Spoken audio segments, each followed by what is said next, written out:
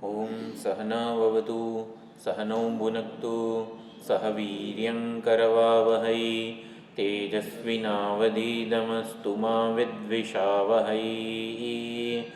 ઓમ શાંતિ શાંતિ શાંતિ. હરિ ઓમ શ્રી ગુરુભ્યો નમઃ. હરિ ઓમ. સદાશિવસમારંભાં શંકરાચાર્યમધ્યમાम् અસ્મદાચાર્યપર્યન્તાં વંદે ગુરુપરંપરાં. વંદે ગુરુપરંપરાં.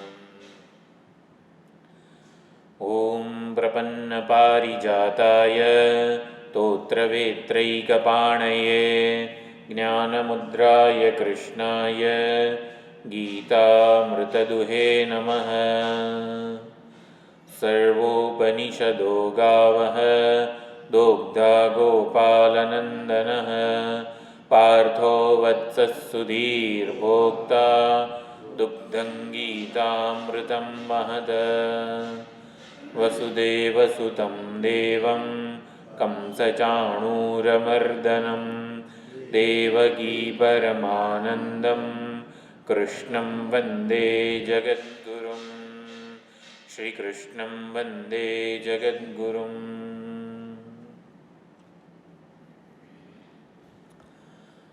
શ્રીમદ ભગવદ્ ગીતા એનો 10મો અધ્યાય વિભૂતિ યોગ.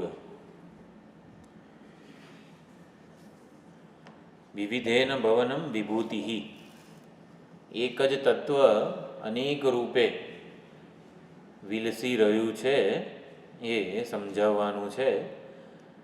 સુવર્ણની વિભૂતિ છે અનેકવિધ અલંકારો. એક જ સુવર્ણ તત્વ છે, અનેકવિધ નામ રૂપ ઘાટ ઘડીએ વગેરેમાં એ જ આપણને વ્યવહાર ગોચર થાય છે. એટલે અલંકારો સુવર્ણની વિભૂતિ કહેવાય. બરફ પાણીની વિભૂતિ છે. એટલે વિભૂતિ છે, મૂળ તત્વ તો જળ પાણી જ છે, પણ વિભૂતિ હોય તો વિશેષ કાર્ય સિદ્ધ થાય. બરફ વડે જે કાર્ય સિદ્ધ થાય છે ખાલી પાણી વડે ના થાય. તો ઉનાળામાં વગેરેમાં એ કંઈક વિશેષ કાર્ય સિદ્ધ થાય. એવી રીતે વિભૂતિ યોગ, પરમાત્માની વિભૂતિઓનું વર્ણન આપણા દરેક શાસ્ત્રોમાં છે જ. વિભૂતિઓનું સ્મરણ જે છે આવી રીતે દરેક ભક્ત કરે પ્રેમથી, એવું આપણા શાસ્ત્રો ઈચ્છે છે. એટલે 7મા અધ્યાયમાં ભગવાને પોતાના સ્વરૂપનું, સ્વભાવનું, વિભૂતિઓનું વર્ણન કરેલું છે 7મા અધ્યાયમાં. 7મા અધ્યાયથી આખો ભક્તિયોગ શરૂ થયો છે. તો ભક્તિયોગ એટલે ભગવાનનો મહિમા વગેરે એનું સ્તુતિગાન થયેલું હોય.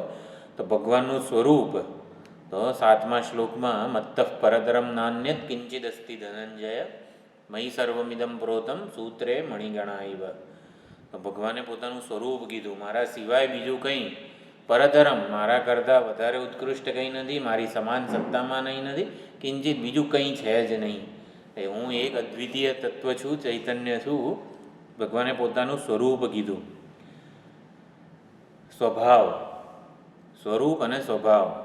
પરમાત્માએ 7મા અધ્યાયમાં પોતાના સ્વભાવનું પણ વર્ણન કર્યું. સ્વભાવ એટલે શું? પ્રકૃતિ. તો મારી 2 પ્રકૃતિ છે, 2 પ્રકૃતિવાળો હું છું, પરા પ્રકૃતિ અપરા પ્રકૃતિ. એ 4 થી 6 શ્લોકો છે. અપરા પ્રકૃતિનું વર્ણન કર્યું અને પરા પ્રકૃતિનું પણ વર્ણન કર્યું. એટલે સ્વરૂપનું, સ્વભાવનું વર્ણન કર્યું અને પછી વિભૂતિઓનું વર્ણન કર્યું. એટલે વિભૂતિઓ 8 થી 11 શ્લોકમાં રસોહમપ્સુ કૌંતેય પ્રભાસ્મી શશિ સૂર્યયોઃ વગેરે, બળવાનનું બળ હું છું, કામરાગ વિવર્જિતમ બલમ. રાવણમાં પણ જે કામ અને રાગથી વિવર્જિત બળ છે એ મારું છે, હું છું. ધર્મ વિરુદ્ધો ભૂતેષુ કામોસ્મિ ભરતર્ષભ.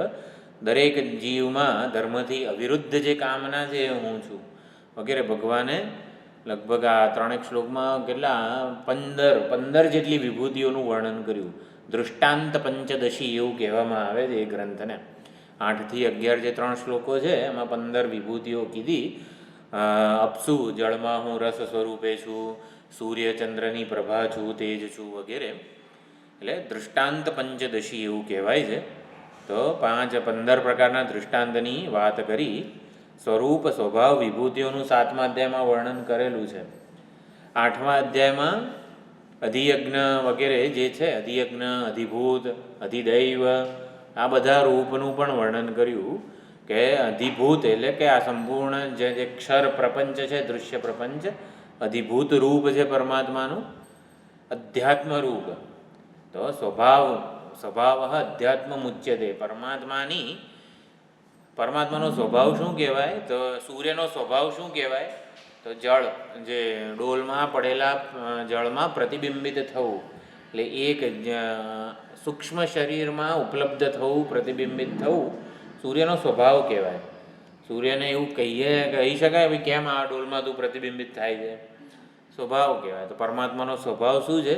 હૃદયસ્થ ચૈતન્ય સ્વરૂપે સૂક્ષ્મ શરીરમાં હૃદયમાં ઉપલબ્ધ થવું સ્વભાવ છે, એને અધ્યાત્મ રૂપ કહેવાય.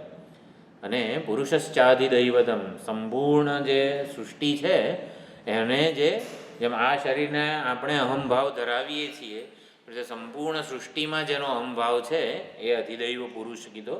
અને અધિયજ્ઞ આ જે સમગ્ર સૃષ્ટિમાં અને આ વ્યષ્ટિ શરીરોમાં જે યજ્ઞ ચાલી રહ્યા છે એનો પ્રભુ, એનો સ્વામી, કોને ઉદ્દેશીને આ યજ્ઞ થઈ રહ્યો છે? આ વાણી આ ઉચ્ચારણ કરી રહી છે શબ્દોનું, કાન સાંભળી રહ્યા છે, બધા શબ્દો સત્સંગ કરી રહ્યા છે. કોને ઉદ્દેશીને? એટલે કે વાણી કોના માટે ઉચ્ચારણ કરે છે, કાન કોના માટે સાંભળે છે, કર્મફળનો ભોગતા કોણ છે? તો એ અધિયજ્ઞ છે. એ પ્રમાણે અધિયજ્ઞ, અધિદૈવ, અધ્યાત્મ, અધિભૂત, આ બધા રૂપે 8મા અધ્યાયમાં ભગવાને પોતાના રૂપોનું વર્ણન કર્યું. 9મા અધ્યાયમાં પારમાર્થિક સ્વરૂપનું પણ વર્ણન કરેલું છે. તો 9મા અધ્યાયમાં પારમાર્થિક સ્વરૂપ, હકીકતે ભગવાન કેવા છે? ચાલો હું જ બધું છું વગેરે કીધું. મત્સ્થાની સર્વભૂતાની ન ચાહમ તેષુ અવસ્થિત ન ચ મત્સ્થાની ભૂતાની પશ્યમે યોગમૈશ્વરમ. 4થો અને 5મો શ્લોક જે છે એનાથી પરમાત્માએ પોતાના પારમાર્થિક સ્વરૂપનું વર્ણન કર્યું છે. અને પછી 16 થી 19 પાછળના જે શ્લોકો છે એમાં પણ અહમ ક્રતુરહમ યજ્ઞ, સ્વદાહમહમ ઔષધમ, ગતિર્ભર્તા પ્રભુ સાક્ષી વગેરે બધા શ્લોકો છે, એમાં પણ વિભૂતિઓનું વર્ણન કરેલું છે. એટલે પરમાત્માએ 7 થી 9 જે કૃષ્ણ ભગવાને પોતાના સ્વભાવનું, સ્વરૂપનું, વિભૂતિઓનું વર્ણન કરેલું જ છે. તો હવે શેના માટે કરો છો ભગવાન પાછો વિભૂતિ યોગ વળી શેના માટે શરૂ થાય છે? તો જે પ્રતીક લઈને પરમાત્માનું ચિંતન થાય એ પ્રતીકનું જે અધિષ્ઠાન છે એનું અહીંયા ચિંતન કરવાનું છે. અધિષ્ઠાન તરફ એ પ્રતીક, જેમ કૃષ્ણ ભગવાનની મૂર્તિ હોય, વિગ્રહ હોય, વિગ્રહ દ્વારા એ વિગ્રહનું જે પરમ તત્વ છે, શ્રી કૃષ્ણ પરમ તત્વ, એના ઉપર આપણું ધ્યાન કેન્દ્રિત કરવા માટે આ વિભૂતિ યોગનું ફરીથી વર્ણન થાય છે. ઉપાસના પ્રધાન નિરૂપણ છે. અહીંયા શંકરાચાર્યજીએ ભાષ્યમાં સંગતિ એવી જ રીતે આપી છે કે 7મા અધ્યાયમાં, 8મા અધ્યાયમાં વગેરેમાં પણ વિભૂતિઓનું વર્ણન થઈ ગયું. 9મે ચ 9મા અધ્યાયમાં પણ થયું. એટલે જે ભાવમાં, જે પ્રતીકોમાં ભગવાન ચિંત્ય હોય, ભગવાનનું ચિંતન થઈ શકે, એ ભાવ, એ રૂપ બધા કહેવા જોઈએ. કારણ કે ભગવાનનું સ્વરૂપ દુર્વિજ્ઞેય છે, સરળતાથી ઓળખાઈ જાય એવું નથી. વિભૂતિઓનું વર્ણન કરીએ, સુવર્ણ તો ઓળખાઈ જાય છે. સુવર્ણની 2-5 વિભૂતિઓનું વર્ણન કરીએ પછી ખબર પડી જાય કે ભાઈ ઝવેરીની દુકાનમાં સુવર્ણ જ હશે, બીજું કંઈ નહીં હોય, તરત ઓળખાઈ જાય છે. પરંતુ એવું ભગવાનનું તત્વ જે છે તરત ઓળખી લીધા એવું થતું નથી. ગમે તેટલી વાર એને એના સોપાધિક રૂપોમાં જોઈએ, એની વિભૂતિઓમાં જોઈએ, પણ ઓળખી લીધા, સંતોષ થઈ ગયો એવું વર્ણન આવે. જે આપણને કોઈક મહાત્મા, કોઈક સજ્જન પુરુષ, કંઈક અત્યંત દાની, કે હા જો પરમાત્માની વિભૂતિ છે વગેરે આપણે કહીએ, અત્યંત વિદ્વત્તા દેખાય આપણને, અત્યંત કંઈક ઉત્કૃષ્ટ ગુણો આપણને દેખાય, તો આપણને લાગે આ જો પરમાત્માની વિભૂતિ છે. અને તરતનું તરત પાછો કોઈક દુર્જન સામો આવે. એટલે માંડ આમ પરમાત્માના સ્વરૂપનું આમ અવધારણ થયું હોય, કેવું સુંદર જગત છે, કેવા સુંદર લોકો છે, જીવો છે, સજ્જનો છે વગેરે, ત્યાં ક્યાંક પાપી, દુર્જન, દુષ્ટજન વગેરે આવીને ઊભો રહે. એટલે વિરુદ્ધ ધર્મો અનેક પ્રકારના જગતમાં જોવા મળે છે. બધા વિરુદ્ધ ધર્મોમાંથી એના અધિષ્ઠાન તરફ આપણે આપણી દૃષ્ટિને, આપણી સભાનતાને કેન્દ્રિત કરી શકીએ ને, એના માટે આ વિભૂતિ યોગ છે. વિરુદ્ધ ધર્મોનું જે અધિષ્ઠાન છે, નમો નિધિષ્ઠાય પ્રિયદવદવિષ્ઠાય ચ નમઃ, બધી વિરુદ્ધ પ્રકારની વસ્તુઓ ભગવાનમાં અલંકાર છે, શોભે છે. મહોક્ષ ખટ્વાંગમ વગેરેમાં પણ, શિવમહિમના સ્તોત્રમાં પણ અનેક રીતે વિરુદ્ધ ધર્મોનું અધિષ્ઠાન ભગવાન શિવજી છે, એવી રીતે પ્રતિપાદિત થયેલું છે. આપણને એમ લાગે કે 7મા અધ્યાયમાં આટલું સુંદર વર્ણન કર્યું, 9મા અધ્યાયમાં આટલું સુંદર વર્ણન કર્યું, અધિભૂત અધ્યાત્મ વગેરેની પણ આમ સ્પષ્ટતાથી વાત કરી, આમ આપણને લાગે કે હા ભગવાનને ઓળખી લીધા, કે રહસ્ય આમ પકડાઈ ગયું એવું લાગે કે બસ આ લગભગ જાણી લીધા છે ભગવાનને, આનાથી વધારે કંઈ શાસ્ત્રોમાં કહેવાનું છે નહીં. આવું લાગે ને ત્યારે પછી કંઈક એવું લાગે કે ના, હજી થોડુંક કંઈક દૂર છે ભગવત તત્વ, હજી પૂરેપૂરો આપણે ભગવાનને જાણ્યા નથી. બધા જ પ્રકારની વિભૂતિઓનું આપણે એ રીતે સ્મરણ કરવું જોઈએ. જેટલા વિરુદ્ધ ધર્મો છે બધા પરમાત્મામાં કલ્પિત છે એવું સમજવું જોઈએ. ત્યારે પરમાત્માનું સાચા સ્વરૂપને જાણ્યાનો સંતોષ થાય. સજ્જનમાં પણ એ છે, દુર્જનમાં પણ એ જ છે. એવું ક્યારે હોય? જ્યારે સજ્જનપણું અને દુર્જનપણું આ બંનેપણું કલ્પિત હોય. સજ્જનનો વેશ અને દુર્જનનો વેશ, આ વેશ માત્ર હોય. એટલે આવું ત્યારે જ, એટલે આપણે વિરુદ્ધ ધર્મોના અધિષ્ઠાન રૂપે એને જાણીશું, ઓળખીશું, તો જ રહસ્યને પકડ્યું છે એવું કહેવાય. વિરુદ્ધ ધર્મોનું અધિષ્ઠાન, એટલે એ પ્રમાણે જ આખી સુંદર અહીંયા બધા ભાવોની વાત થશે. એટલે કલ્પિત વસ્તુ, બધી જ વસ્તુઓ કલ્પિત છે. સજ્જનપણું પણ એટલું જ કલ્પિત છે જેટલું દુર્જનપણું. પરમાત્મા તત્વમાં, ચૈતન્ય સ્વરૂપમાં સજ્જનપણું દુર્જનપણું બંને સમાન રીતે કલ્પિત છે. અને માટે એ પરમાત્મા એના અધિષ્ઠાન સ્વરૂપે છે. મુખ્યત્વે બે શબ્દો, વિભૂતિ યોગ, વિભૂતિ અને યોગ. તો આપણે વિચાર કર્યો, યોગ એટલે સામાન્ય અને વિભૂતિ એટલે વિશેષ, એવું પણ સમજી શકાય. યોગ એટલે સામાન્ય રીતે આપણને એને જણાય નહીં, દેખાય નહીં, અનુભવાય નહીં. જેમ કે લાકડામાં રહેલો અગ્નિ આમ અંદર છે જ પણ દેખાય નહીં, તો એને યોગ કહેવાય. અને ચૂલા ઉપર જે પ્રગટેલો જે છે અગ્નિ, એને વિભૂતિ કહેવાય. આપણને જે પ્રત્યક્ષ અનુભવાય છે વગેરે એ આવી રીતે વિભૂતિ કહેવાય. અને યોગ એટલે મૂળભૂત તત્વ સ્વરૂપે જે છે. ભગવાનને તત્વતઃ પણ જાણવું પડે અને ભગવાનને એની વિભૂતિઓ વિશેષ રૂપે જે પ્રાગટ્ય થયું છે એ પણ જાણવું પડે. વિભૂતિ યોગ. એતામ વિભૂતિમ યોગમ ચ મમયો વેત્તિ તત્વતઃ, આગળ શ્લોક આવશે. એટલે સવિશેષ રૂપે પણ જાણવું પડે, નિર્વિશેષ રૂપે પણ જાણવું પડે. તો યોગ, તત્વ એટલે યોગ અને તત્વનો વિસ્તાર એટલે વિભૂતિ. જે મૂળભૂત તત્વ સ્વરૂપ છે એને યોગ કહેવાય. અને એ તત્વનો વિસ્તાર થાય છે, બધો સમગ્ર જગતનું સર્જન પાલન લય આખો સૃષ્ટિનો અધ્યારોપ પરમાત્મા તરફ થાય છે, એને વિભૂતિ કહેવાય. એટલે તત્વ અને તત્વનો વિસ્તાર બંને આ અધ્યાયમાં સમજવાનું છે. એટલે પરમાત્મા અહીંયા કહે છે પારમાર્થિક વસ્તુ પણ હું જ છું, તત્વ પણ હું જ છું, અને તત્વ વ્યવહારમાં જે રીતે પ્રગટ થાય છે સર્વવ્યાપક રૂપે, એ વ્યવહાર પણ હું જ છું, વ્યાવહારિક સત્ય પણ હું જ છું. એટલે આ પ્રમાણે પ્રસ્તાવના છે. બીજું અહીંયા આનંદગીરી મહારાજે તત્વમ સોપાધિકમ નિરુપાધિકમ ચ, તત્વ જે છે સોપાધિક પણ છે, નિરુપાધિક પણ છે. નિરુપાધિક એટલે મૂળ સ્વરૂપે પણ છે અને અનેકવિધ વેશ લઈને પણ તત્વ એનું એ જ તત્વ પ્રગટ થાય છે. અને વિભૂતિ શું છે?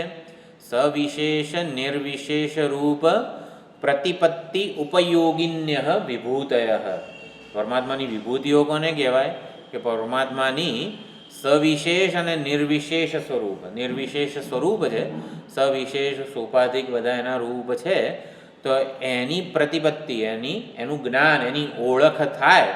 આ રૂપમાં પણ પરમાત્મા જ છે, આ રૂપમાં પણ પરમાત્મા જ છે. સવિશેષ રૂપે પણ એની પ્રતિપત્તિ એટલે કે ઓળખ થાય, અને નિર્વિશેષ રૂપે ખરેખર આ રૂપમાં જે પ્રગટ થયેલા છે મૂળે કેવા છે, આ રૂપમાં તો મારી સમક્ષ પ્રગટ થયા છે કે જેથી એની સાથે મારો સ્વસ્થ સંવાદિત સંબંધ હું સ્થાપિત કરી શકું.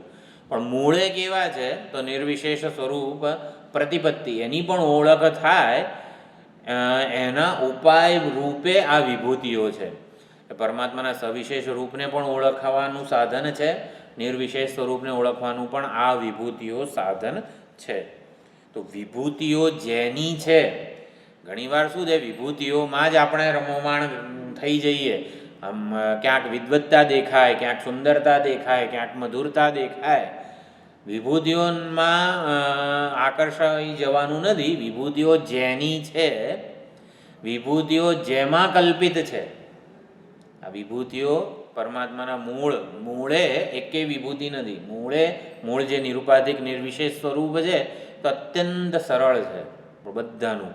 એટલે એ પ્રમાણે મૂળે જેમાં કલ્પિત છે એ પરમાત્મા તત્વને ઓળખવાનું છે, સવિશેષ રૂપને પણ એને ઓળખવાનું છે.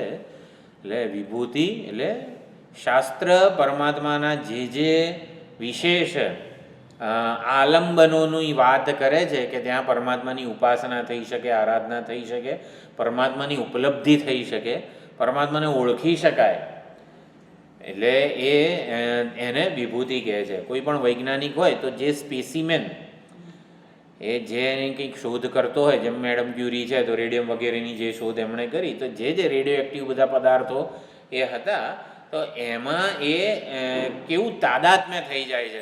દરેક વૈજ્ઞાનિક પોતાના ક્ષેત્રમાં ગોળ પાર્ટિકલની શોધ કરનારા ફંડામેન્ટલ બ્લોકને શોધતા હોય તો એ વખતે પણ તાદાત્મ્ય કરી લે છે એની સાથે.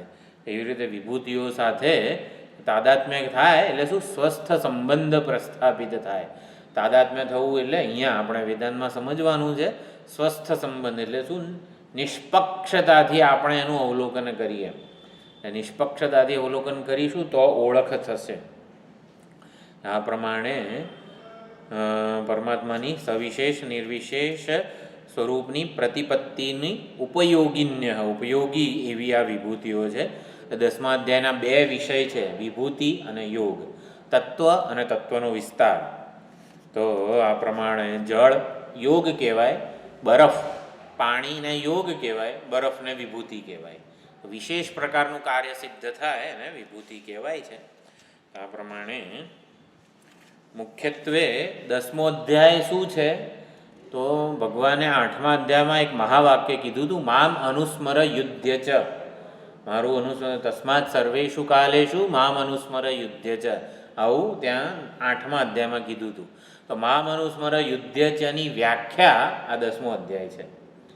મામ ભગવાનનું અનુસ્મરણ કરવાનું છે.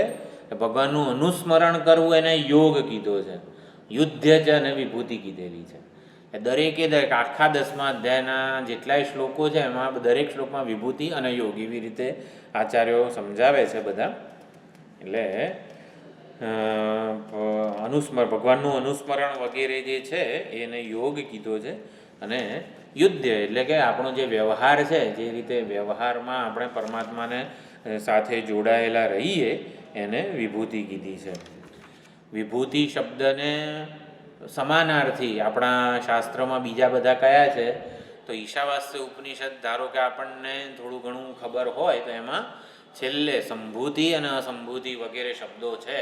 તો એ જે સંભૂતિ છે ને એ અહીંયા વિભૂતિ છે. એટલે ઈશાવાસ્ય ઉપનિષદમાં જેને સંભૂતિ શબ્દથી ઉપાસના વગેરે હિરણ્યગર્ભની ઉપાસનાની વાત હતી તે અહીંયા આવી રીતે વિભૂતિ શબ્દથી પણ સમજી શકાય છે. તો હવે આપણે પહેલો શ્લોક બોલીએ.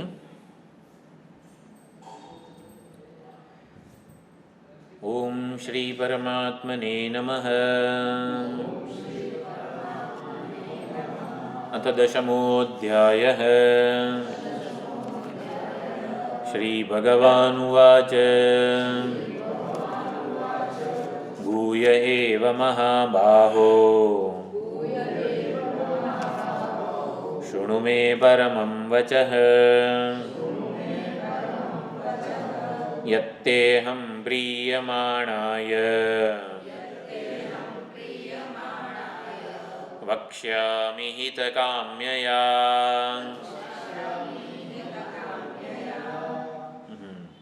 તો ભૂય ફરીથી હે મહાબાહુ, મહાબાહુ એટલે મહાન જેના બાહુ છે, બહુ લાંબા બાહુ હોય એવું નહીં, અનેક પ્રકારનું પરાક્રમ કરવાનું જેનું સામર્થ્ય છે વગેરે એને મહાબાહુ કહેવાય છે. તો મહાબાહુ એટલે આ પ્રમાણે કર્મેન્દ્રિયોની શક્તિ જેની અત્યંત પ્રબળ છે, યોદ્ધા વગેરે છે. રાજસૂય યજ્ઞમાં અર્જુન જે છે અનેક બધા રાજાઓને જીતીને આવેલો, એટલે પણ મહાબાહુ કીધેલું છે.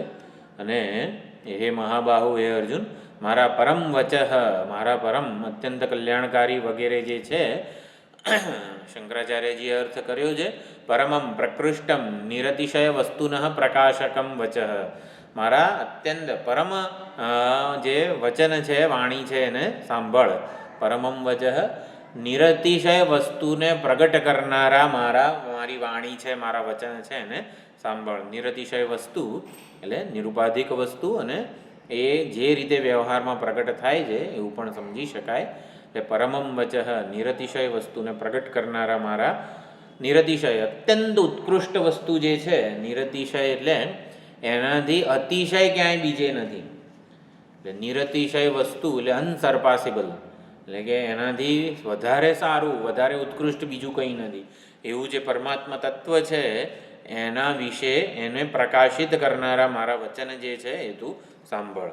તો આ પ્રમાણે કીધું જે કહેવાનું છું એ હવે અત્યંત ઉત્કૃષ્ટ છે, એનાથી વિશેષ કંઈ સમજવાનું નથી. એટલે આ પ્રમાણે પરમાત્માએ કીધું શુણું, હવે સાંભળ, એટલે એકદમ સજાગ થઈને સાંભળ.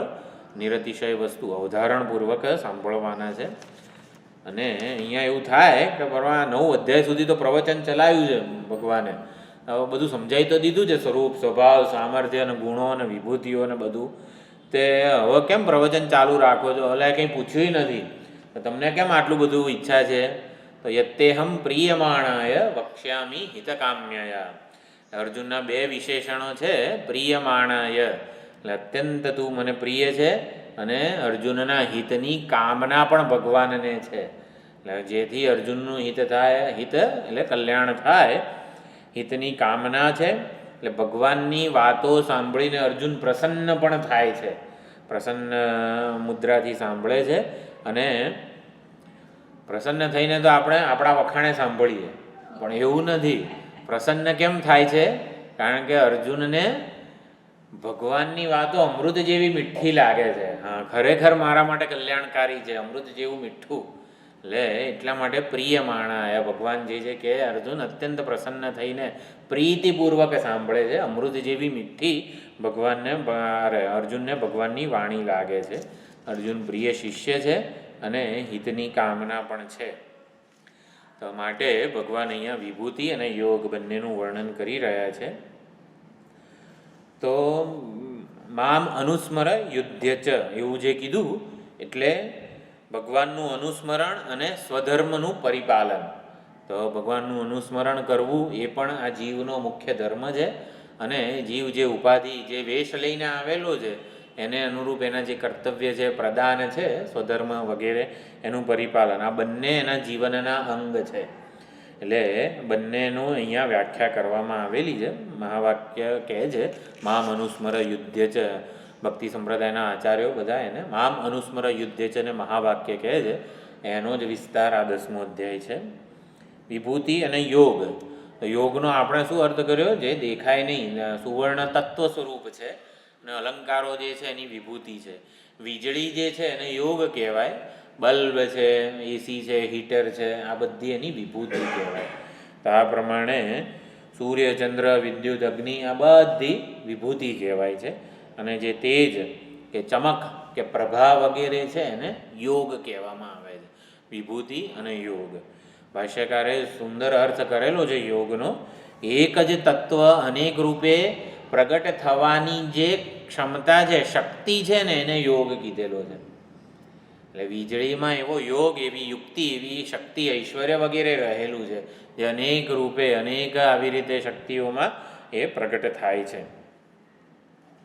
તો આ પ્રમાણે આકાશ એક જ છે, પણ પણ શંખ દ્વારા એ જુદા નાદમાં પ્રગટ થાય, વેણું હોય વાંસળી એમાં જુદા રૂપે પ્રગટ થાય, ઢોલ વગાડીએ નગારું વગાડીએ એમાં પણ જુદા નાદ રૂપે એ જ આકાશ પ્રગટ થતું હોય છે, વિભૂતિ છે. એ સમગ્ર દૃશ્ય પ્રપંચ પરમાત્માની વિભૂતિ છે એવું સ્મરણ, એવી ઓળખ હોય એ પ્રમાણે અનુભવ થતો રહે કે ખરેખર આ પરમાત્મા સાથે જ આપણે જોડાયેલા રહીએ. એટલે વિભૂતિ યોગમાં પરમાત્માના મુખ્ય તત્વ સ્વરૂપનું પણ પ્રતિપાદન છે અને એમની જે વિભૂતિ વ્યવહારિક અભિવ્યક્તિ એટલે જેનાથી આપણે દ્વૈત ભાવે ભક્તિ કરી શકીએ, આરાધના કરી શકીએ પરમાત્માની, એવું પણ વર્ણન છે. બંને એક સાથે જોવા મળે છે. આ પ્રમાણે પ્રસ્તાવના કરી પરમાત્માએ અને હવે આગળ કહે છે ભગવાન તમારી પાસેથી વિભૂતિઓ સાંભળીએ કે બીજા કોઈ પાસેથી સાંભળી લઈશું તો ચાલશે? એટલે ઘણા બધા વિદ્વાનો છે, તો કૃષ્ણ ભગવાન પાસે એમનો ટાઈમ બગાડવાનો કંઈ? એટલે પરમાત્મા એનો એટલે કૃષ્ણ પરમાત્મા કહે છે કે ના ના, મારા સિવાય મારી વિભૂતિઓને પૂરેપૂરી રીતે યાથાત્મ્ય રીતે કોઈ વર્ણન નહીં કરી શકે, મારી પાસેથી જ સાંભળવી પડશે, એવું કહે છે અહીંયા. તો બીજા શ્લોકમાં કહે છે ન મે વિદુઃસુરગણાઃ પ્રભવં ન મહર્ષયઃ અહમાદિર્હિ દેવાનાં મહર્ષીણાં ચ સર્વશઃ નમે વિદુઃ સુરગણાઃ, બધા દેવો વગેરે જે છે એ પણ મારા સ્વરૂપને તત્વતઃ જાણતા નથી. મહર્ષય, બધા વશિષ્ઠ વગેરે જે મહર્ષિઓ છે એ પણ મને પૂરેપૂરું જાણતા નથી. કેમ? અહમ આદિહિ દેવાનામ મહર્ષિણામ સર્વશઃ, બધા જ દેવોનો અને મહર્ષિઓનો હું આદિ છું. એમના પહેલાં એ જન્મ્યા ને એ પહેલાં હું હતો. એટલે પુત્ર ઓલા દાદાને કેમ મારા લગ્નમાં કેમ નહોતા બોલાયો વગેરે, એના જેવી હાલત છે.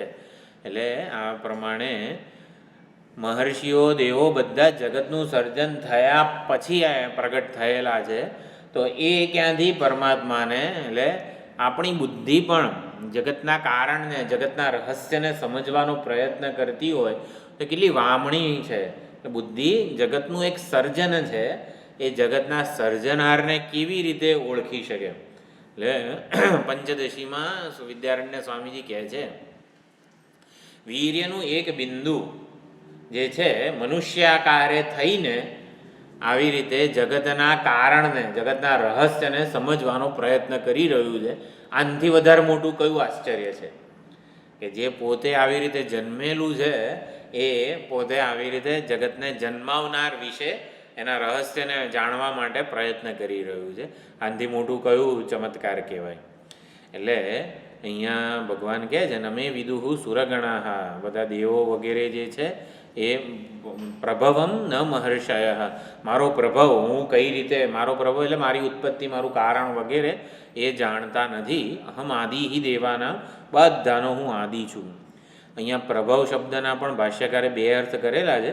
પ્રભવ અને એટલે પ્રભવ એટલે ઉત્પત્તિ, પ્રકર્ષેણ ભવ એટલે ઉત્પત્તિ, અને પ્રભાવ મારા સામર્થ્યને, મારા ઐશ્વર્યને પણ આ દેવો કે ઋષિઓ વગેરે જાણતા નથી. મારો પ્રભાવ અને મારી ઉત્પત્તિ બંને આ દેવો કે ઋષિઓ જાણતા નથી, કારણ કે હું સર્વ પ્રકારે એમનો આદિ છું, એમનો કારણ છું. આદિ છું એટલે કારણ છું. અહીંયા આદિની વ્યાખ્યા કરેલી છે જો ભાષ્યમાં યોમા મજમનાદિંચ, અચ્છા એ તો ત્રીજા શ્લોકમાં આવે છે, ચાલો વાંધો નહીં. તો અહીંયા પ્રભવ અને પ્રભાવ એટલે પ્રભુ શક્તિ અતિશયમ, તો પ્રભુની જે શક્તિ છે, અતિશય શક્તિ છે, એને જાણતા નથી, પ્રભાવને જાણતા નથી. અને પ્રભાવ ભવ એટલે જન્મીને અસ્તિત્વમાં જે આવે છે એને ભવ કહેવાય છે, ભૂત કહેવાય છે. તો આવી રીતે પરમાત્મા જન્મીને અસ્તિત્વમાં આવ્યા નથી ને એટલા માટે આ દેવો કે ઋષિઓ એમને જાણી શકતા નથી. તો કોઈ પણ વસ્તુ જન્મે એટલે કે શક્તિ જે છે ને, અહીંયા પ્રભાવ એટલે શું? સામર્થ્ય, શક્તિ. તો શક્તિને જાણી ક્યારે શકાય? તો શક્તિ જ્યારે પ્રગટ થાય આપણામાં 5 કિલોમીટર દોડવાની શક્તિ છે કે નહીં ખબર કઈ રીતે પડે? આપણે દોડીએ ત્યારે ખબર પડે. શક્તિ એના કાર્યમાં રૂપાંતરિત થાય ને પછી ખબર પડે, શક્તિને માપી શકીએ આપણે. એટલે કોઈ પણ ભગવાનનું સામર્થ્ય વગેરે જે છે એને આપણે માપી ક્યારે શકીએ? જગત વગેરે રૂપે જ્યારે પ્રગટ થયા હોય ત્યારે. પરંતુ એ પ્રગટ થાય એટલે પછી જન્મેલા છે ને, ઋષિઓ દેવો વગેરે બધા પછી જન્મેલા છે, માટે પણ પરમાત્માની શક્તિ સામર્થ્ય વગેરેને માપી શકતા નથી. પરમાત્માનું અતર્ક્ય ઐશ્વર્ય તો પરમાત્માનું ઐશ્વર્ય અતર્ક્ય છે. તર્ક દ્વારા, યુક્તિ દ્વારા આપણે પરમાત્માના ઐશ્વર્યને માપી શકીએ એવું થવાનું નથી. શું છે, આજે સવારે જ આવ્યું, પરમાત્માનો સંકલ્પ હોય તો ગમે તેવા પાપીને પણ એ આવી રીતે પુણ્યશાળી બનાવી શકે છે, સાધુ પુરુષ બનાવી શકે છે. ભગવાનની ભક્તિનો એ પ્રમાણે પ્રભાવ પડે.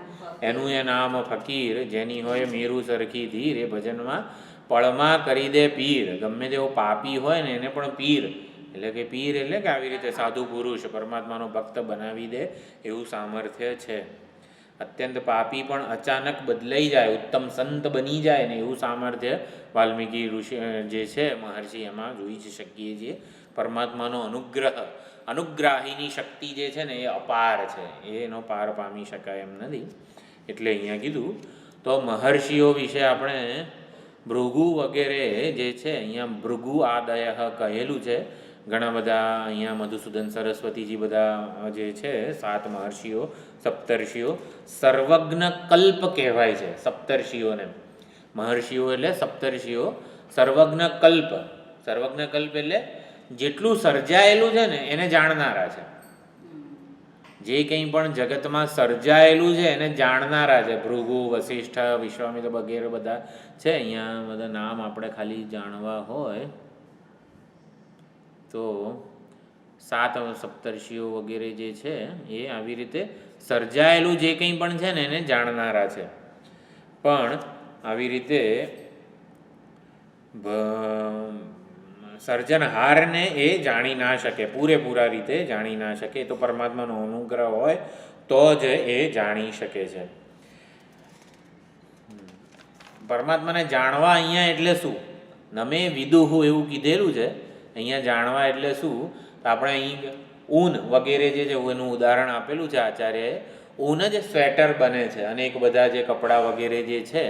એટલે બનનાર અને બનાવનાર, અહીંયા સ્વપ્નના દ્રષ્ટાંતથી સમજવાનું છે કે સ્વપ્ન બનાવનાર કોણ? તો કે એ પણ હું, અને સ્વપ્ન બનનાર કોણ? એ પણ હું છું. એટલે સ્વપ્ન જગતમાં જે જન્મેલું છે એ વ્યક્તિ આ સ્વપ્ન બનનાર અને બનાવનાર બંનેને ઓળખી શકે ખરો? જે સ્વપ્નની જગતમાં જન્મેલી એક વ્યક્તિ છે એ સ્વપ્ન રૂપે બનનાર અને સ્વપ્ન બનાવનાર એને ઓળખી શકે ખરું? પૂરેપૂરી રીતે ના ઓળખી શકે. એટલે નમે વિદું, એટલે અર્જુને કીધું ભાઈ તમારી વિભૂતિ હતું ભગવાન, તમારું ગળું 9 અધ્યાય સુધી બોલ્યા છો, થાક્યું હોય તો અમે બીજા કોકની પાસે સાંભળી લઈએ તમારી વિભૂતિઓ. કે ના ભાઈ નમે વિદું, એટલે કોઈ મારે આવી રીતે મારા પ્રભાવને વગેરેને જાણતા નથી. તો એ પ્રમાણે મારે જે યત્તેહમ પ્રિયમાણાય અત્યંત પ્રસન્ન થઈને અને તારી હિતની કામના છે માટે હું આ વિભૂતિઓનું વર્ણન કરું છું. તો આ પ્રમાણે પરમાત્માની શક્તિએ કામ કરવાનું શરૂ કર્યું ત્યારે દેવો અને ઋષિઓ પ્રગટ થયેલા છે. દેવો અને ઋષિઓ, જ્ઞાન શક્તિ, ઈચ્છા શક્તિ, ક્રિયાશક્તિ વગેરે બધું છે. એટલે એ પણ અહીંયા સમજવાનું. લલિતા સહસ્રનામમાં પણ એક નામ છે, જ્ઞાન 3 શક્તિ રૂપે દેવી છે, ભગવતી પ્રગટ થયા છે. એટલે હકીકતમાં આપણે ઈચ્છા વગેરે જે કહીએ છીએ ને એ તો પરમાત્માની શક્તિ છે. ઈચ્છા બંધનકારી નથી. જો બંધનનું નિરૂપણ થતું હોય ને ત્યારે વેદાંતમાં કયા શબ્દો વપરાય છે? અવિદ્યા, કામ અને કર્મ. હવે અવિદ્યા, કામ, કર્મ શબ્દો આ બંધન રૂપ છે. પણ જ્ઞાન, ઈચ્છા અને ક્રિયા એ પરમાત્માની શક્તિ છે. જો કર્મ નથી વાપર્યો, ક્રિયા શબ્દ વાપરેલો છે. અને કામ શબ્દને કામ બંધન કરનારો છે, ઈચ્છા બંધન કરનારી નથી. એટલે જ્ઞાન શક્તિ, ઈચ્છા શક્તિ, ક્રિયા શક્તિ રૂપે પરમાત્માનો અનુગ્રહ વગેરે એ મુક્તિનું સાધન છે. જ્ઞાન શક્તિ, ઈચ્છા શક્તિ, ક્રિયા શક્તિ મુક્તિનું સાધન છે. અને અવિદ્યા કામ કર્મ એ બંધનનો બધો રસ્તો છે, એ પ્રમાણે સમજવાનું છે. તો દેવો અને ઋષિઓ પણ આ ભગવાનનો તાગ કાઢવા ગયા. ભગવાનનું આટલું ઐશ્વર્ય છે પણ એમાં સફળ થયા નહીં. દેવો ગયા, આપણે કેનોપનિષદનું ઉદાહરણ છે, અગ્નિ ને ઇન્દ્ર ને વાયુ ને બધા ગયા, પણ આ યક્ષ સ્વરૂપે જે પ્રગટ થયા છે એ પરમાત્માને જાણી શક્યા નહીં. અને ઋષિઓ, હવે ઋષિઓ ક્યાંય આપણે કથા સાંભળેલી છે ઋષિઓ જાણવા ગયા અને કંઈ પરમાત્માને જાણી શક્યા નહીં? તો આપણા આ ઉપાધિમાં જ દેવો પણ છે અને ઋષિઓ પણ છે. તો દેવો અને ઋષિઓ, તો ઋષિ કોને કહેવાય અને દેવ કોને કહેવાય? આપણે કોઈ પણ વૈદિક મંત્ર ત્રંબકમ યજામહે બોલીએ તો કોઈ પણ આપણે વિષ્ણુ સહસ્રનામમાં પણ કેવું આવે છે, આખું જે લિસ્ટ આવે છે, ભગવાન વેદવ્યાસો ઋષિ અનુષ્ટુપ છંદ શ્રી કૃષ્ણ પરમાત્મા દેવતા, એવું જ આવશે હશે ને? હા, એટલે એ જે આખો ન્યાસ વિનિયોગ વગેરે બધું, હા, કોઈ પણ મંત્રનો ઋષિ, છંદ, દેવતા અને વિનિયોગ, આ 4 વસ્તુ છે. તો એમાં ઋષિ એટલે શું? એ મંત્રને જેમણે મંત્ર દ્રષ્ટા કહેવાય ઋષિ, અથવા તો એ મંત્રના અર્થને જેમણે પોતાના જીવનમાં ચકાસી લીધો છે. કે એટલે ત્રંબકમ યજામહેના ઓલા કોણ હતા? માર્કંડેય ઋષિ. હા, તો માર્કંડેય ઋષિએ એ મંત્ર જોયો, મંત્રના દર્શન કર્યા, મંત્રના પ્રવર્તક કહેવાય, મંત્રના પ્રવચન કરતા કહેવાય. એટલે એ જે મંત્ર છે એનો અર્થ એમણે પોતાના જીવનમાં ચકાસી લીધો કે ખરેખર ત્રંબકમ, જે ત્રિનેત્રધારી શિવજીનું યજન કરીએ, જે સુગંધી અને પુષ્ટિવર્ધન છે વગેરે. તો સુગંધી એટલે સુગંધ કોની આવે? આપણામાં સદ્ગુણોની સુગંધ આવે. એટલે આપણું જે ટૂંકમાં જે શ્રેય સ્વરૂપ છે, શ્રેય સાધનોનું વર્ધન કરનારા અને પુષ્ટિ કરનારા, આપણું પોષણ, ઉપાધિનું પોષણ શેનાથી થાય? પ્રેય પદાર્થો વગેરેથી. તો એ પ્રમાણે સુગંધી એવો પણ અર્થ કરેલો છે. આ બધા અર્થ જેમણે પોતાના જીવનમાં ચકાસી જોયા અને પરમાત્માનું શરણ વગેરે લેવાથી અમે સંસારમાં લાગેલા રહીએ, સંસારમાં કર્તવ્ય વગેરેમાં આપણે હોઈએ તો પણ ઉર્વારૂપ એટલે તુંબડાના ફળની જેમ આપણે એનાથી અસંગ રહીએ. એટલે ભગવાન અમને આવી રીતે સંસાર બંધનથી છોડાવો, ભલે સંસારમાં રહીએ ને તો પણ સંસારનું બંધન, મૃત્યુ, દુઃખ અમને સ્પર્શે નહીં વગેરે. એ મંત્રનો અર્થ જેમણે પોતાના જીવનમાં ભગવાનની આરાધનાથી ચકાસી લીધો. યોગક્ષેમમ વહામી હમ, તો એના દ્રષ્ટા, મંત્ર દ્રષ્ટા ઋષિ હોય કે ખરેખર ભગવાન સંભાળે છે, ભગવાનનો ભરોસો જે છે જીવનમાં, આ રીતે દરેક વખતે ભગવાનનો ભરોસો કે ભગવાનનો સંકલ્પ, ભગવાનનો અનુગ્રહ જ કામ કરે છે, તો એ પ્રમાણે જોયું હોય તો એના દ્રષ્ટા કહેવાય. તો આવી રીતે ઇન્દ્રિયો અને એટલે આપણા શરીરમાં ઇન્દ્રિયો જે છે ને બધી, આંખ, કાન, નાક, એ ઋષિ છે, એવું છે. આપણા શરીર જ્ઞાનેન્દ્રિયો વગેરે જે છે, એટલે નેત્ર શબ્દના ઋષિ કોણ છે? તો આપણી કર્ણેન્દ્રિય એ શબ્દના ઋષિ છે. આપણી આંખ એ દૃશ્યના ઋષિ છે.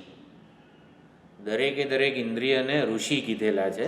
ગંધના ઋષિ છે ઘ્રાણેન્દ્રિય. તો દરેક ઇન્દ્રિયો જે છે આધ્યાત્મિક દ્રષ્ટિથી ઋષિ છે. આધિદૈવિક દ્રષ્ટિએ દેવતાઓ છે.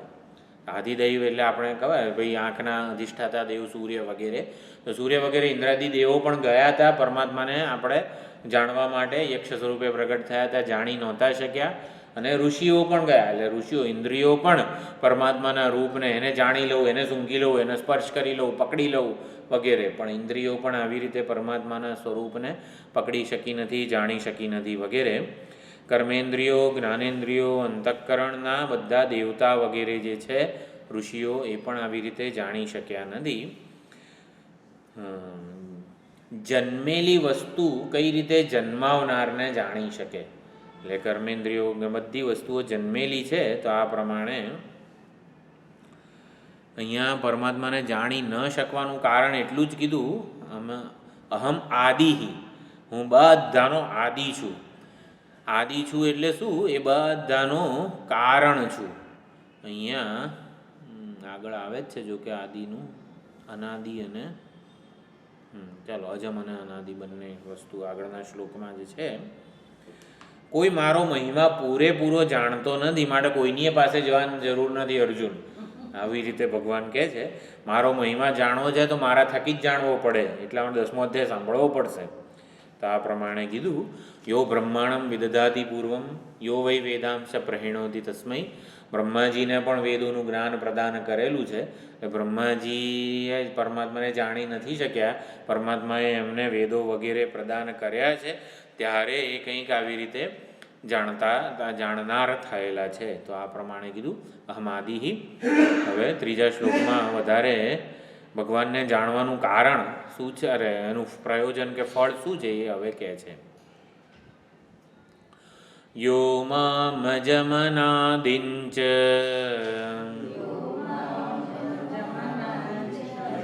વેત્તિ લોકમહેશ્વરમ અસમ્મૂઢસ્સમર્ત્યેષુ સર્વપાપૈઃ પ્રમુચ્યતે. એટલે પરમાત્માનો જન્મ, ઉત્પત્તિ, પ્રભવનો એવો અર્થ કરીએ તો દેવો કે મહર્ષિઓ ભગવાનનો જન્મ વગેરે ક્યારે થયો એ જાણતા નથી, જાણી ન શકે. કેમ? ભગવાનનો જન્મ ક્યારે થયો છે એ કેમ ના જાણી શકે? જન્મ જ નથી થયો. તો ભગવાન અજન્મા છે, અજમ. એટલે અજમ અને અનાદિ. સમગ્ર સૃષ્ટિનું એકમાત્ર કારણ છે પરમાત્મા. સમગ્ર સૃષ્ટિ મંડાણ છે સર્વ એણી પીરે. પરમાત્માના સંકલ્પથી સમગ્ર સૃષ્ટિ મંડાયેલી છે, સંકલ્પાયેલી છે, કલ્પાયેલી છે. માટે પરમાત્મા સમગ્ર સૃષ્ટિના આદિ છે. અનાદિ શબ્દ છે અને અજન્મા શબ્દ છે. અજન્મા એટલે જે જન્મેલું નથી એ, અને અનાદિ એટલે જેનો આદિ નથી. તો જેનો આદિ નથી એટલે શું? જેનું કારણ નથી. આદિનો અર્થ થાય કારણ. એમાંથી કારણ હોય તો કાર્ય રૂપે જન્મે, પણ પરમાત્મા અનાદિ છે એટલે પરમાત્માનો કોઈ આદિ નથી, અને પરમાત્મા અજન્મા છે, પરમાત્માનો કોઈ કારણ નથી. બંને રીતે એક જ અર્થ થાય. આપણે સમજવાનું છે અજન્મા અને અનાદિ.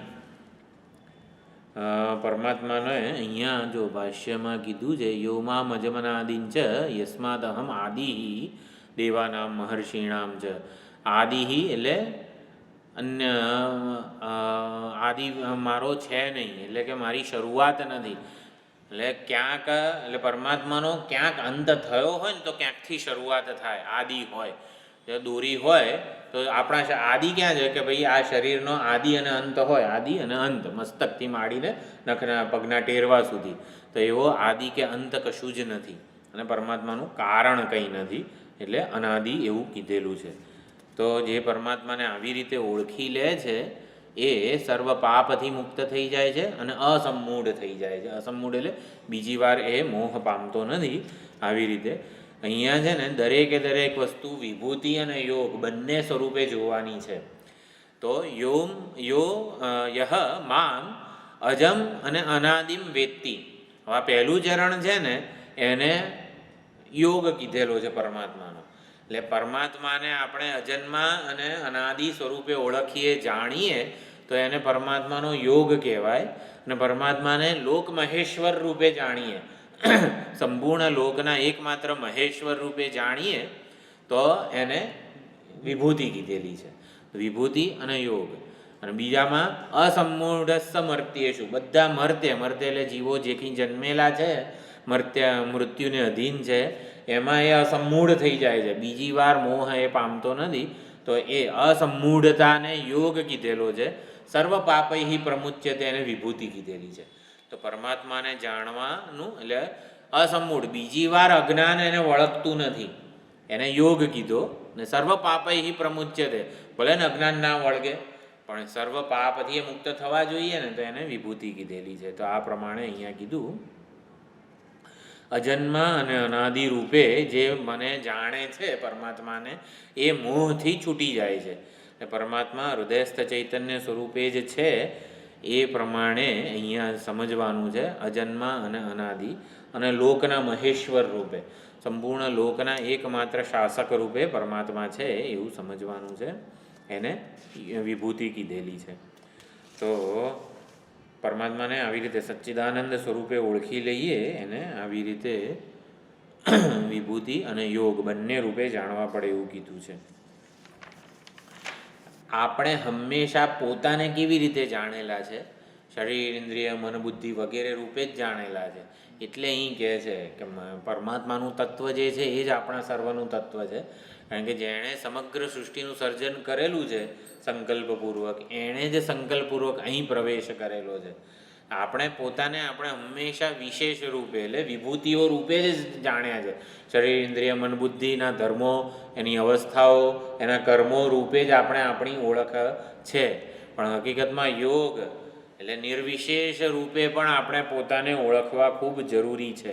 આપણે પોતાને હંમેશા જન્મવાવાળા રૂપે જ ઓળખેલા છે ને, પણ ના, યોમામ અજમ અનાદિન છે અને કાર્યવાળા જ ઓળખેલા છે. અનાદિ એટલે જેનું કોઈ કારણ નથી અને અજન્મા જેનો જન્મ નથી. હંમેશા આપણે પોતાને એક કાર્યકારણ સંઘાત રૂપે જ જોયા છે અને જન્મવાવાળા જોયા છે. એટલે અહીં ભગવાન કહે છે કે ભગવાનને પણ કોઈ એક નામ દેહધારી રૂપે નથી જોવાના, જન્મેલા નથી જોવાના. યોમામ અજમ અનાદિમ છે એટલે અજન્મા રૂપે ઓળખવાના છે અને આવી રીતે અનાદિ રૂપે ઓળખવાના છે, કાર્યકારણવાળા નહીં. એટલે એ પ્રમાણે પણ બંને ઓળખવાના છે. હુંનો કારણ અને હુંનો જન્મ, આવી રીતે હુંનો જન્મ કોઈએ જોયો છે અને હુંનું કારણ એ બંને છે ને હકીકતમાં નથી. એટલે જન્મ એટલે હું અજન્મા અને અનાદિ છું એવું સમજવાનું છે. એટલે આ પ્રમાણે છે વેત્તિ લોક મહેશ્વર. લોક મહેશ્વર સંપૂર્ણ લોક એટલે શું? જે કંઈ પણ લોક્ય તે અનુભૂયતે, જે કંઈ પણ આપણને અનુભવાય છે એને લોક કહેવાય. 14 લોક અથવા તો 3 લોક વગેરે જે કંઈ જાગ્રત, સ્વપ્ન, સુષુપ્તિ આ ત્રણેય અવસ્થાઓમાં આપણને જે કંઈ અનુભવાય છે એને લોક કીધા છે. એ અનુભવોનો ઈશ્વર હું છું, લોક મહેશ્વર. જે કંઈ પણ આપણને અનુભવાતું હોય એનો ઈશ્વર, એનો શાસક, એનો નિયંતા પરમાત્મા છે એવું અહીંયા કહે છે. તો ભગવાન વિશ્વ તેજસ પ્રાજ્ઞ રૂપે આપણને જે કંઈ પણ સ્થૂળ પ્રપંચ, સૂક્ષ્મ પ્રપંચ કે કારણ પ્રપંચ જણાય છે, અનુભવાય છે, એનો નિયંતા, એનો વ્યવસ્થાપક કોણ છે? લોક મહેશ્વર પરમાત્મા છે. એટલે અજન્મા અને અનાદિ છે અને સર્વલોકનો મહેશ્વર છે. સંપૂર્ણ અનુભવો પરમાત્માને લીધે જ થઈ રહ્યા છે. આગળ બહુ સુંદર બધા ભાવોની વાત કરશે ને ત્યારે પણ સ્પષ્ટ થશે. એટલે પરમાત્મા અહીંયા આવી રીતે લોક મહેશ્વર છે, સંપૂર્ણ લોકના નિયંતા છે. અને આવી રીતે જ્યારે લોક મહેશ્વર રૂપે પણ ઓળખવાના છે અને અજન્મા અનાદિ રૂપે પણ ઓળખવાના છે, ત્યારે શું ફળ મળશે ઓળખી લઈએ તો અસમ્મૂઢ સમર્થ્યેષુ સર્વ પાપૈ પ્રમુચ્યતે. તો સમોહ એટલે અજ્ઞાન, એટલે મોહ એટલે શું? અજ્ઞાન. મોહ, અવિવેક કો, ભ્રમ કો, આ બધું પણ એક જ સમાનાર્થી શબ્દો છે. સમ્મૂઢ, સમ્યક મૂઢ, સારી રીતે મૂઢ થવું એટલે વારંવાર અજ્ઞાનના જ પાશમાં ફસાવવું. અને અસમ્મૂઢ, બીજી કે વખત હવે એ જે પરમાત્માને એટલે કે હુંને અજન્મ અનાદિ જાણી લેશે અને સર્વલોકનો મહેશ્વર. માંડુક્યમાં છે ને આ મહેશ્વર શબ્દ જ્યારે પ્રાજ્ઞની વાત આવે છે ને ત્યારે આનંદમયો હિ આનંદ ભૂખ વગેરે ચર્ચા કરી છે ને પછી એક વધારાનો મંત્ર છે. હકીકતમાં તો 3 પાદના એક મંત્ર છે માંડુક્ય ઉપનિષદમાં. જાગરિત સ્થાન, સ્વપ્ન સ્થાન, પછી સુષુપ્ત સ્થાનનું વર્ણન કરવામાં આવ્યું ને ત્યારે કીધું કે સુષુપ્ત સ્થાન વગેરેનું વર્ણન કર્યું. પછી પાછો એક 6ઠ્ઠો મંત્ર પણ છે, એષઃ અંતર્યા, એટલે પરમાત્માનું પ્રાજ્ઞનું વર્ણન કરવામાં આવ્યું ને ત્યારે એ લોક મહેશ્વર છે. એટલે એમાં પ્રભવાપ્યયૌ હિ ભૂતાનામ, સંપૂર્ણ ભૂતોનો પ્રભાવ અને અપ્યયનું સ્થાન એ છે, પ્રાજ્ઞ છે, ઈશ્વરનું. ઈશ્વરનું વર્ણન કરવું હતું ત્યારે બીજો એક મંત્ર પણ ત્યાં માંડુક્યમાં મૂકેલો છે. તો સંપૂર્ણ લોક મહેશ્વર જે કંઈ પણ આપણને અનુભવાય છે, જાગ્રત, સ્વપ્ન, સુષુપ્તિ, એ ત્રણેયમાં જે અનુભવાય છે ને એનો ઈશ્વર, એનો શાસક, એનો નિયંતા એ પરમાત્મા છે, સંપૂર્ણ લોકનો મહેશ્વર છે. એટલે આ રીતે જાણી લઈએ તો અજ્ઞાનથી મુક્ત થઈ જવાય છે. અસમ્મૂઢ એટલે અજ્ઞાનથી મુક્તિ, અને સર્વ પાપૈ પ્રમુચ્યતે વિક્ષેપથી મુક્તિ. અજ્ઞાન એટલે આવરણ અને વિક્ષેપ એવા બે અર્થ કરીએ. આવરણ કે અજ્ઞાનથી મુક્તિ અસમ્મૂઢ, અને વિક્ષેપથી મુક્તિ. સર્વ પાપૈ પ્રમુચ્યતે. પ્રમુચ્યતે એટલે પ્રકર્ષેણ મુચ્યતે, સંચિત કે દુરિત જે કંઈ પણ આપણા છે બધાથી છૂટી જવાય છે, માટે પ્રમુચ્યતે એવું કીધેલું છે. એટલે ભાષ્યકારે અહીંયા અનાદિ અને અજન્મા વગેરે બે શબ્દો કીધા છે. એટલે ભગવાનનું કોઈ કારણ નથી, માટે ભગવાનનો જન્મ નથી. કારણ હોય ને એ જ કાર્ય રૂપે પરિણમે છે, જન્મે છે એવું કહેવાય. એટલે ભગવાનનું કોઈ કારણ નથી ને, માટે ભગવાનનો જન્મ નથી. જન્મ એટલે શું? કારણ આકાર છોડી દેવો અને કાર્ય આકારે પરિણામ પામવું, અનુભવવું વગેરે, કાર્ય આકારતા ધારણ કરવી. જન્મ એટલે શું? કારણપણું જે છે, બીજ જે છે અંકુર રૂપે જન્મે ત્યારે કારણપણું છોડે, કાર્યરૂપે એ પ્રગટ થાય છે. કાર્યરૂપે પ્રગટ થાય ત્યારે એમાં બીજ શોધવા જઈએ તો નથી મળતું એ વગેરે એ રીતે. એટલે આ પ્રમાણે જેનું કારણ હોય એ કારણ આકારે છોડીને કાર્ય આકારે પરિણમતું હોય છે. ભગવાનનું કોઈ કારણ નથી, માટે ભગવાનનો જન્મ નથી. કારણ નથી માટે જન્મ નથી. એટલે અનાદિપણું છે ને, અજત્વે હેતુ એવું અહીંયા કીધું છે. જુઓ, અનાદિશ્ચ અનાદિત્વમ અજત્વે હેતુ. અજન્મા હોવામાં હેતુ શું છે? અનાદિપણું. એટલે અનાદિ એટલે શું? કારણ નથી ને માટે જન્મ નથી. એટલે કારણ હોય ને પરમાત્માનું તો પછી એનો જન્મ થાય, પરંતુ કારણ હોય એ જે કારણ જ નથી માટે અજન્મા છે. એવી રીતે અહીંયા બે શબ્દો અજન્મા અને અનાદિ બંને સમાનાર્થી જ કહેવાય, પરંતુ એક બીજાનું કારણ છે. એટલે અનાદિ છે હોવાથી અજન્મા છે એવું અહીંયા સમજવાનું છે. હા, ચૈતન્ય અજન્મા છે, પરમાત્મા જે છે એ અજન્મા છે. અને અહીંયા સર્વ પાપૈ પ્રમુચ્યતે,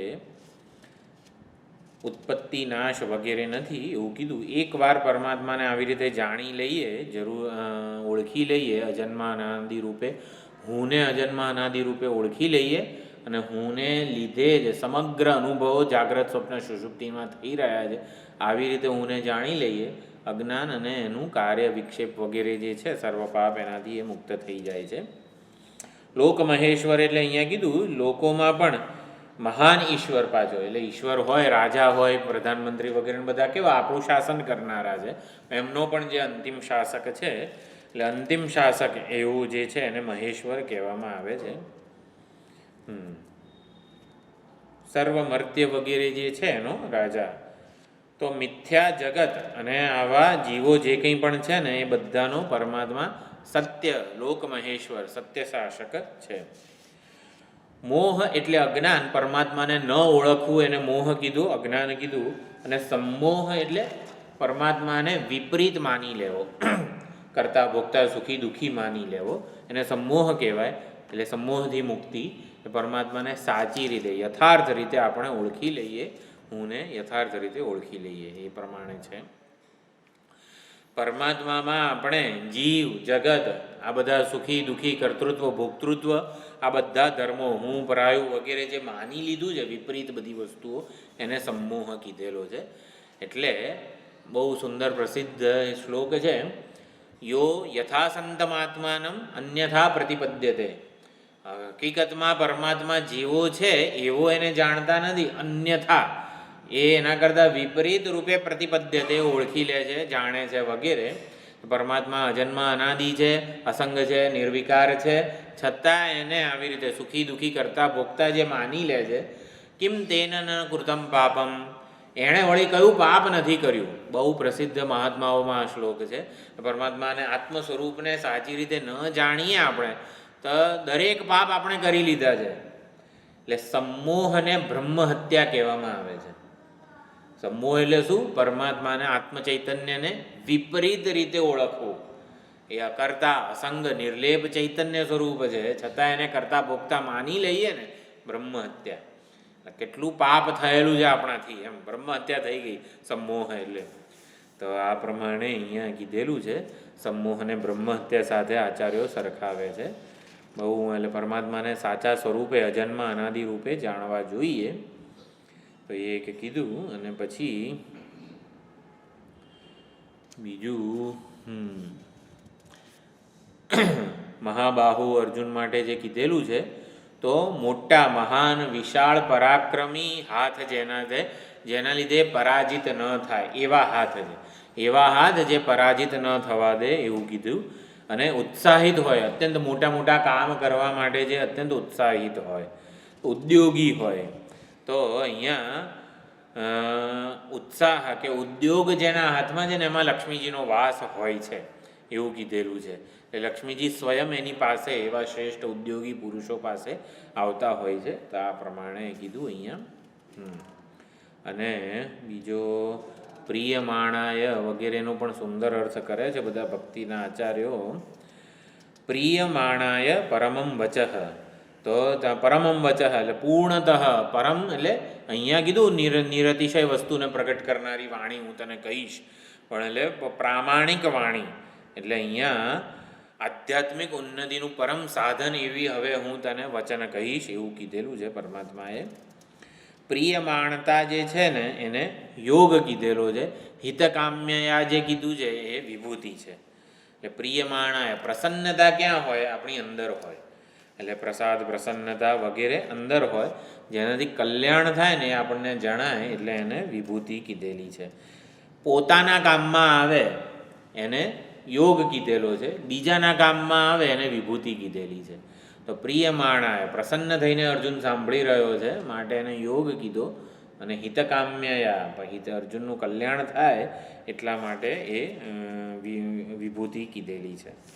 દરેકે દરેક શ્લોકને આવી રીતે આચાર્યો ભક્તિ સંપ્રદાયના સમજાવે છે, વિભૂતિ અને યોગ. તો આ પ્રમાણે શ્લોક 2માં પણ કીધું.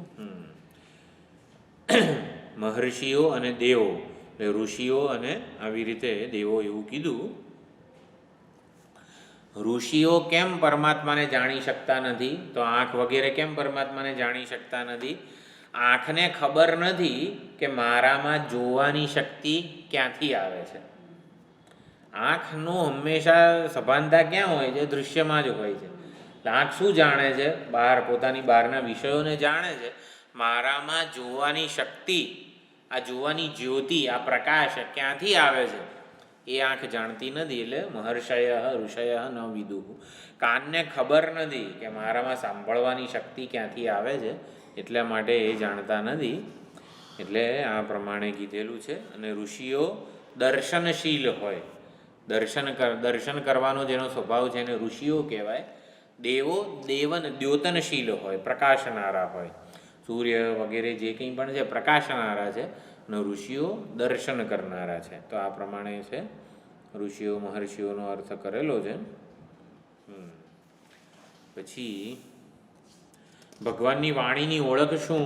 તો પ્રિયમાણતા અને હિતકામ્યતા બંને પરમાત્માની વાણીની ઓળખ છે. હિત પણ થાય અને આપણના માટે એ સાંભળવી અમૃત જેવી મીઠી પણ લાગે. તો એ પ્રમાણે કીધું. એટલે અહીંયા ભગવાન 2 ઉપનિષદો કહી રહ્યા છે, યોગ ઉપનિષદ અને વિભૂતિ ઉપનિષદ. આ બંને એટલે સ્વયં શ્રી કૃષ્ણ પરમાત્મા આવી રીતે યોગ પુરુષ પણ છે અને વિભૂતિ પુરુષ પણ છે. માટે 2 પ્રકારના ઉપનિષદો, યોગ ઉપનિષદ અને વિભૂતિ ઉપનિષદ આવું કહી રહ્યા છે. બધા કેટલા સુંદર અર્થ કરેલા છે બધા આચાર્યોએ.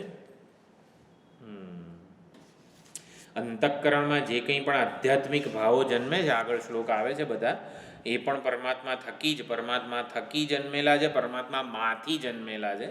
અને સૃષ્ટિમાં જે કંઈ પણ બાહ્ય આધ્યાત્મિક ભાવો, આદિ ભૌતિક ભાવો છે એ પણ પરમાત્મા થકી જ જન્મે છે. માટે લોક મહેશ્વર એવું કીધેલું છે. પછી આદિ અને જન્મ એ પણ કીધું. એટલે અસમ્મૂઢસ્સ મર્ત્યેષુ એટલે અજ્ઞાન નિવૃત્ત થઈ જશે. અને સર્વ પાપૈહિ પ્રમુચ્યતે એટલે સર્વત્ર ઈશ્વર દર્શન થશે. આ રીતે પણ સમજાવેલું છે.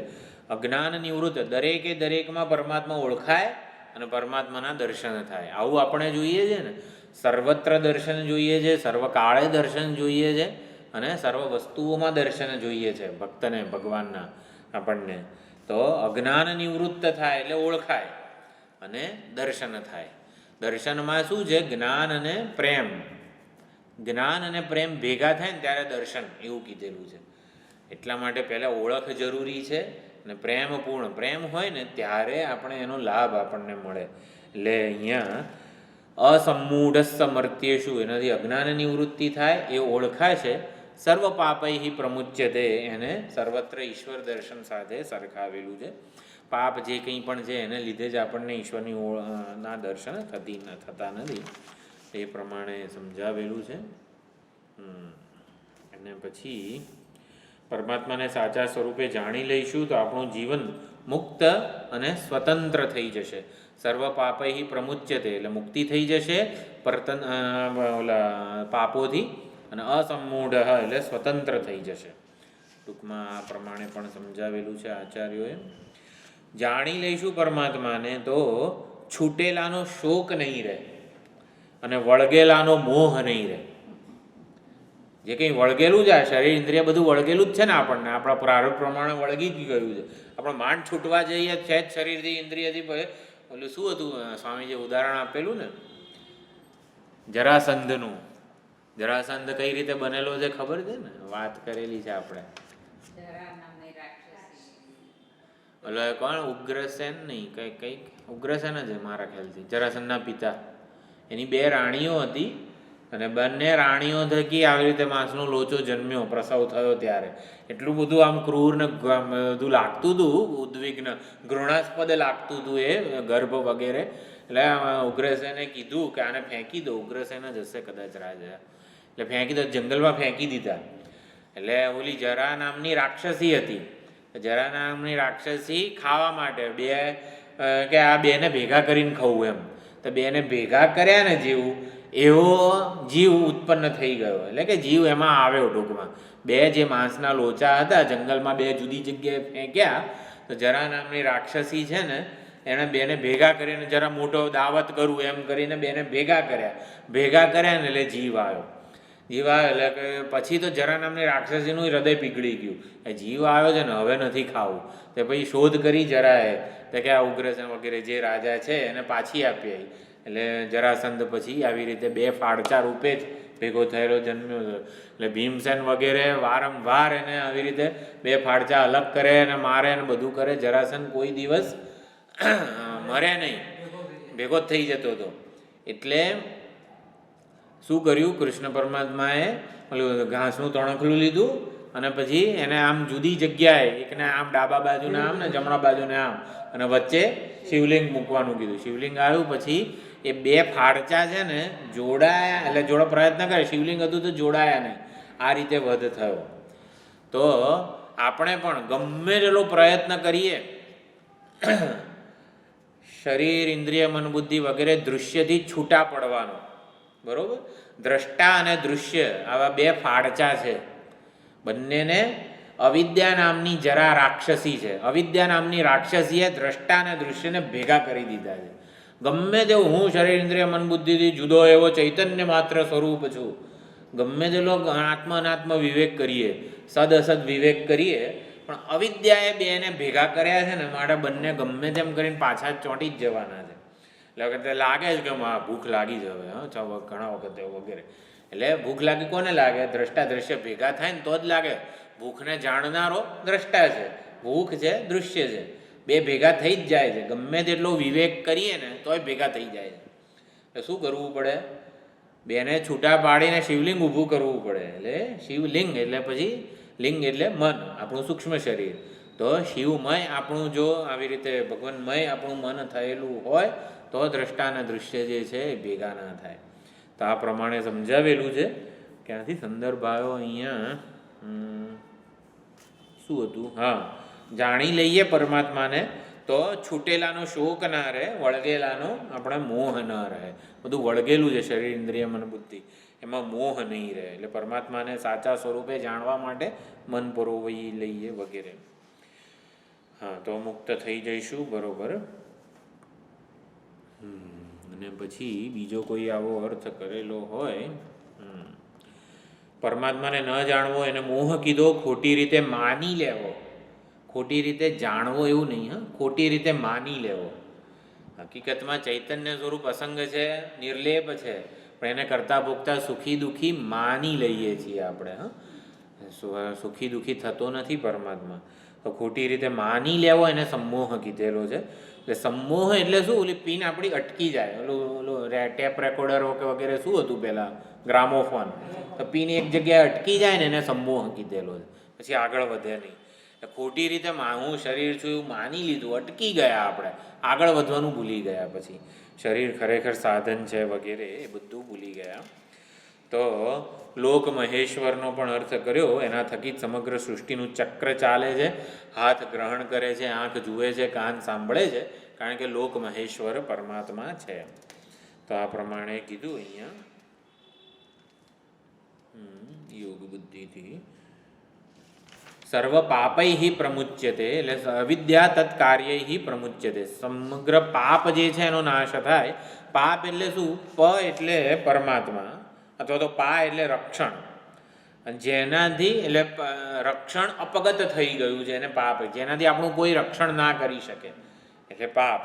એટલે જેમાંથી રક્ષણ વગેરે નીકળી ગયું છે એમ. એટલે જેનાથી આપણું એટલે પાપ કરવું એટલે પોતાને અરક્ષિત કરી નાખવા, કે જાણે કે આપણું કોઈ રક્ષણ ન કરી શકે, રક્ષા ન થાય ને એવા બનાવી દેવા. તો આવા સર્વ પાપથી મુક્ત થઈ જાય છે. એટલે ભ્રમ વગેરે જે છે એને પાપ કીધું છે. અને ભ્રમના પિતા અજ્ઞાન, એટલે અજ્ઞાનથી મુક્ત થાય છે, અસમૂઢ એવું કીધું. અને એનું કાર્ય, એનું જે પુત્ર જે છે ભ્રમ, સર્વ ભ્રમથી પણ મુક્ત થઈ જાય છે. સમૂળ પાપનો નાશ થઈ જાય છે. તો આ પ્રમાણે 3 શ્લોકમાં કીધું. પ્રસ્તાવના અહીંયા કીધી વિભૂતિ યોગની વગેરેની. સમૂઢ સમર્થેશુ સર્વ પાપૈ પ્રમુચ્યતે. આગળના શ્લોકો છે આવતી વખતે આપણે જોઈશું. હવે વિચાર એવો છે, દર શુક્રવાર એટલે શનિવારની કંઈક તૈયારીઓ અહીં થાય, ગુરુવારે આપણે રાખી લઈએ, બરાબર? એટલે દર ગુરુવારે હવે શ્લોક આપણો આ વિભૂતિ યોગનો સત્સંગ રહેશે દર ગુરુવારે. એટલે ગ્રુપમાં તો લખીશું. સમય આજ રાખીએ છીએ 5:30, તરત પછી ત્યાં જઈએ તો વાંધો નહીં. ઓમ પૂર્ણમદ પૂર્ણમિદં પૂર્ણાત પૂર્ણમુદચ્યતે પૂર્ણસ્ય પૂર્ણમાદાય પૂર્ણમેવાવશિષ્યતે. ઓમ શાંતિ શાંતિ શાંતિ. હરિ ઓમ. શ્રી ગુરુભ્યો નમઃ. હરિ ઓમ.